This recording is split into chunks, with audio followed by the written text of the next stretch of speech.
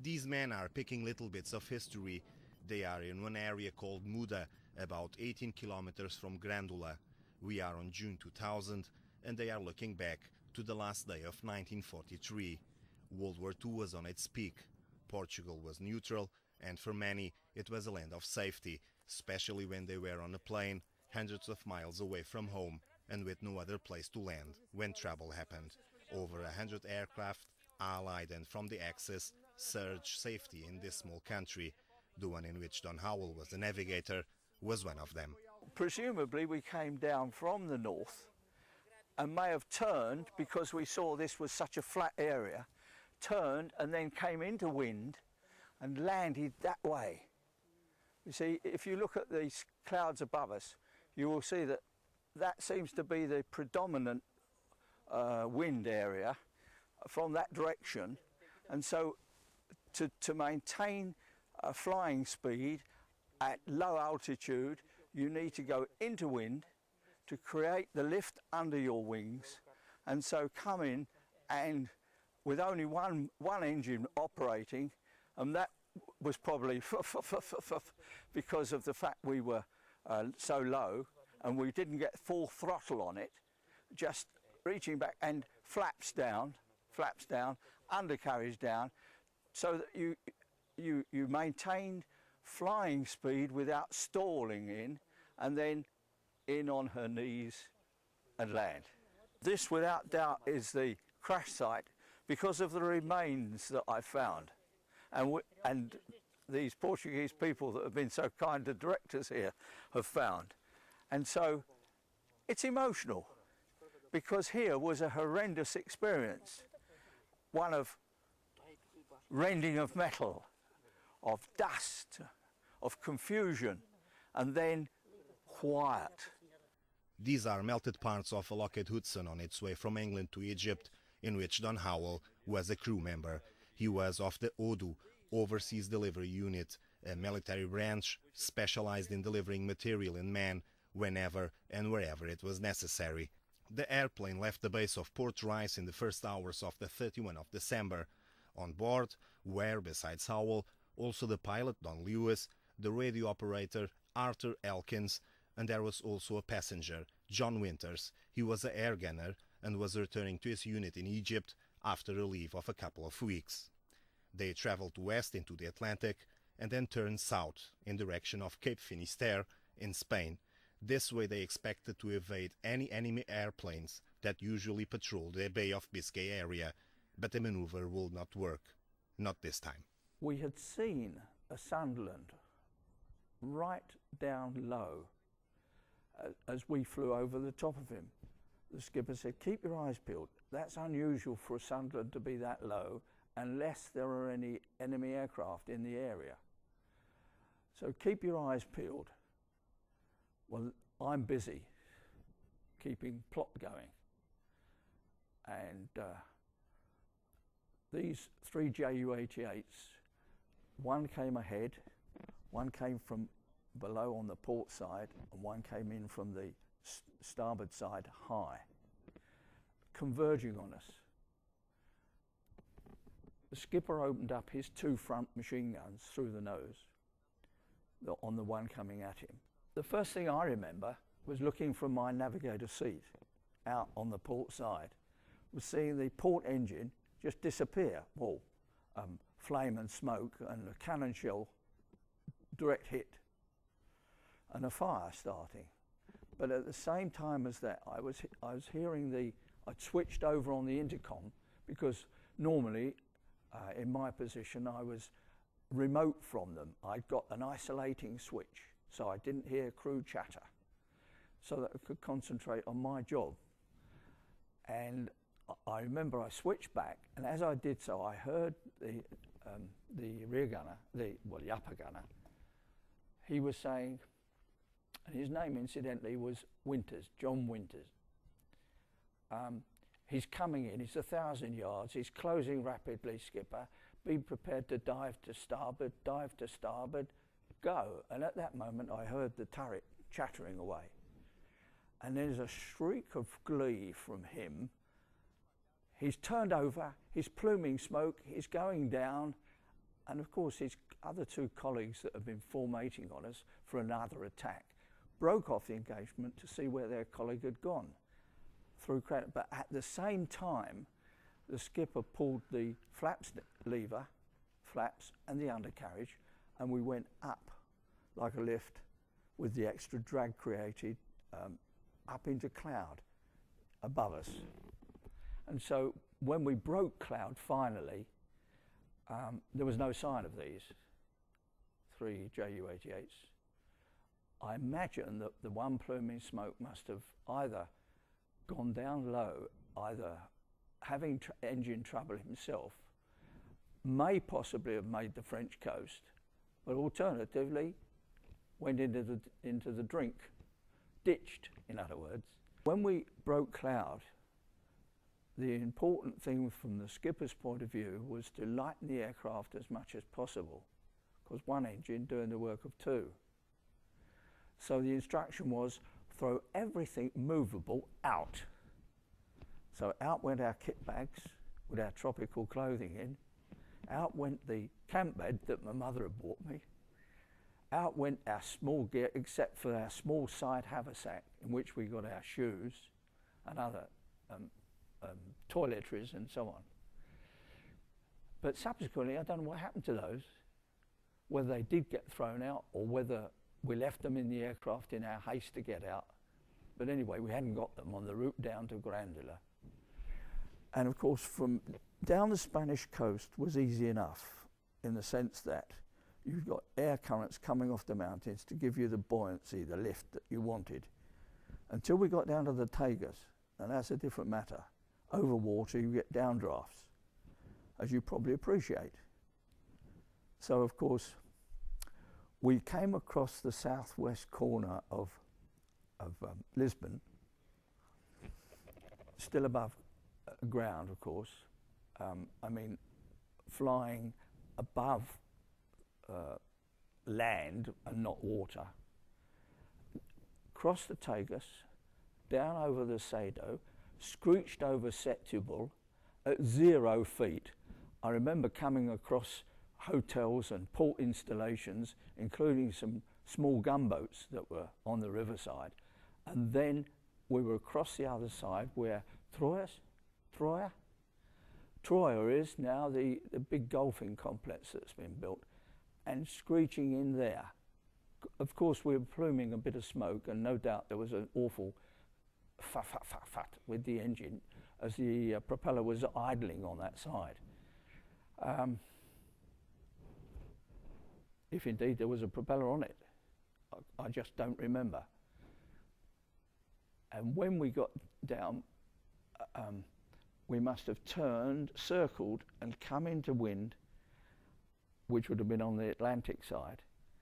And I saw the skipper select the undercarriage. We got flaps down, and I know that as we came in, it looked beautifully and flat. There wasn't a bush or a tree in sight. It was, but as we got lower, we could see it was a ridged or furrowed area. In fact, probably the whole area was like that. And the next minute, there was clouds of dust as the aircraft sank down as a camel would on its knees, because the undercarriage had not been locked. If it had been locked, and that's where the experience of a pilot of Don Lewis's standing came in such good stead for the whole of the crew. Because if it had been locked, the aircraft would have gone in and catapulted over and turned over and over. But she just sank down on her knees, and there was awful rendering of metal and dust everywhere, because it was very sandy soil in that part of the country. And next minute, dead quiet.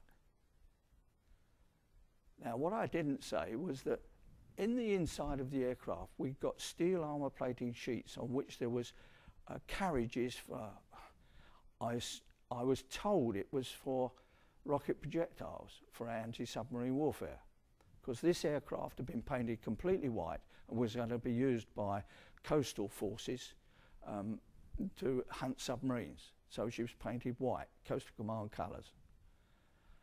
But when the crash came, these two panes of or sheets of armour plating came down one to the other to form a triangle inside the cabin, and fortunately the one caught the carriage of the bombs or rocket projectiles, because that's what I think we're possibly doing. And we just bent down and we could hear the fire. I mean, whoosh, and we could see the flame. Petrol, high octane, 100 octane, had come across the ground on in the sandy soil to the hot exhausts of the starboard engine. And so we had a flame and an explosion and a petrol fire. And it got very hot, but fortunately for us, under the tunnel, we managed to get to the rear door, which was on the port side, and out through the door and started to run. What we didn't appreciate was that the fire was so severe that the upper turret with all the ammunition for the guns had jumped. You know, the vibration caused us, the gun started firing, even though the switches had been put to safe, was such that it had jerked, come off the ring, and was just gyrating. And as we ran out through the gate, the door, so we got these little plip, plip, plip, plip in the sand all round us as the bullets hit the ground, and we could hear zing, zing. So we threw ourselves flat. At the moment we heard this, waited till the turret had moved away again, picked ourselves up and ran some more. But what was so extraordinary was that from nowhere, it seemed to us, women were all round, and we kept trying to say to them, get back, get back, get back. I don't think they understood what we were saying. And then the very cartridges in the Astrodome started shooting up, so we got a beautiful firework display, pyrotechnic display. The flares went that we were used for night observation or for smoke floats as well. There was consternation, and as I said to you before, Carlos, I did not know that the Portuguese soil was so productive that women could spring out of the ground. A couple of Portuguese boys with 3 and 7 years were playing in the area and were surprised and scared with what they saw. Vimos o avião vir querer chegar lá nesse sítio que a gente estava, e alguns miúdos, assim como eu, jogámos para dentro do mato com medo, né? E o avião depois deu a volta, veio, vimos até esse pau que levantou, e depois espantámos lá no alto, que isto estava tudo limpo, via-se tudo. E isso deu a arrebentar aqueles tiros, para ir ver aquele fumo depois, de bocado de ver o fumo para cima. A gente teve para ficar, já nem viemos, tivemos medo. Depois quando cá viemos já estava cá a guarda. Não deixava você? Não deixava a gente, era só para ver, não deixava ninguém. Chegar cá perto, podia ver alguma coisa, né? Ou as pessoas mexerem, né? Alguma coisa. E pensavam que eram eles que tinham dado os tiros no... Depois ouvi a conversa, porque não sabiam onde é que estavam. E então que tinham... Dizia a malta que tinha autorização para tirar, porque não sabiam. Soubessem que estava em Portugal, que não tinham atirado. Dizia a malta, não sei. Isso é a conversa que havia aí? Pois, sim. É? Então depois o senhor, quando chegou aqui, o que é que viu? O que é que estava aí? Viu no aparelho quase todos, motores à mesma, motores e muita coisa. E já se via tudo queimado, pois. Já se via muita cinza e coisa negra. E as pessoas aqui apanharam um susto do diabo? Então as pessoas não estavam aqui, apanharam, até mesmo a gente estava longe. A gente estava aqui uns 3 km, não sei. É aí, 3 km desviado. Nessa altura que é que tinha um avião? Pois. Nossa, não. É. E estava aqui danando uma vez. Uma vez. Estávamos logo assim daquilo. Ora, o miúdo pequeninos não se estavam. Agora, é só que sei dizer é isso também. E eu depois estava quase com ele, quando a gente veio aqui, estava cá. Já estava cá a guarda? Já estava cá a guarda. E a guarda deixava vocês chegarem ao Não deixava. Não deixava ninguém chegar perto. Eles já que eram os mandantes disto. Mas isto aqui na altura não havia pinheiros, não havia nada? Nenhum. Já Como é que isso era nessa altura? era tudo limpo. Estava tudo semeado. Estava semeado ou estava para semear? Isso agora que eu já não sei, já não me lembro muito bem. Em dezembro? Foi em dezembro. Então já estava semeado. Estava semeado, mas estava... A seara muito pequenina. A few minutes later, someone on a horse appeared. His first words to us were, "Le Bosch." And we said, "Nein." No, the skipper could speak German and Afrikaans. He was a South African. He said, "No, nein. RAF, Inglaterra Aviador." And so in consequence, he'd started to pull his rifle out of the holster on the horse, and we had got our Smith & Wesson 45 Colt revolvers in our holsters, so we unbuckled our holsters. And obviously, it wasn't intended by him, probably, that he should threaten us in that way, but we were prepared. It was a pure misunderstanding, because I've since found out that in fact he was the guard of the owner of the area, one of two I think, of the area where we'd crashed, and he was only doing his job. We walked from there. Now we asked him how far it was, and he said we thought 8 kilometres, but it was 18 kilometres. A lot of difference, almost twice as far.